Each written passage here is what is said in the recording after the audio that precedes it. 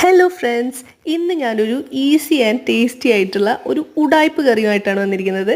പാനിലേക്ക് ആവശ്യത്തിന് വെളിച്ചെണ്ണ ഒഴിച്ച് 4 തണ്ട് കറിവേപ്പില ഇട്ട് മൊരിഞ്ഞ ശേഷം 2 സവാള ചേർത്ത് നല്ല ഗോൾഡൻ നിറമാകുന്നത് വരെ വഴറ്റിയെടുക്കുക. സവാളയുടെ കളറൊക്കെ ഒന്ന് മാറിയ ശേഷം 1.5 ടീസ്പൂണോളം മുളക് പൊടി ചേർത്ത് നന്നായി വഴറ്റുക. തീ ഈ സമയം കുറച്ച് വയ്ക്കാൻ മറക്കരുത്.